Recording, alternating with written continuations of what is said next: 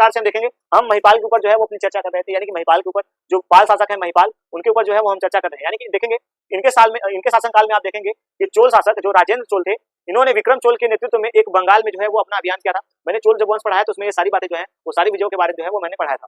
उसके बाद आप देखेंगे इस विजय अभियान को विक्रम चोल ने महिपाल को हराकर और गंगा जल को लेकर के अपने राज्य में चोल राज्य में चले जाते हैं और वहां पे इन्होंने गंगैकोंड की जो है एक कह सकते हैं गंगैकोंड नामक एक तालाब का जो है वो निर्माण करते हैं और जो राजेंद्र चोल है वो गंगैकोंड चोलपुरम नामक एक नगर का जो है वो निर्माण करते हैं, ऐसा भी हमें वर्णन देखने को मिलता है और उन्हें गंगैकोंड की जो है उपाधि वो धारण करते हैं, ऐसा भी वर्णन हमें देखने को मिल जाता है।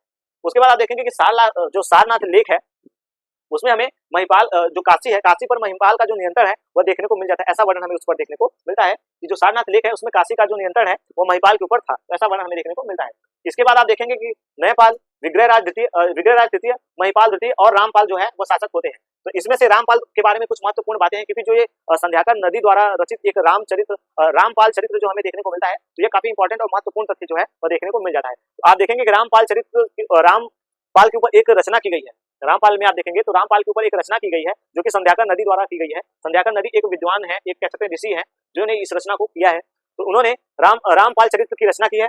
रामपाल को जो है वो श्री राम के समान बताया है और अपने आप को वाल्मीकि के समान मान करके जो है इन्होंने रामपाल चरित्र जो है उसकी जो है वो रचना इन्होंने की है। आप देखेंगे कि रामपाल जो है इन्होंने राजपूतों की मदद से जो है वो कैवत वंश के भीम वारिंदी को जो है वो हराया था, तो ऐसा वर्णन हमें देखने को मिल जाता है।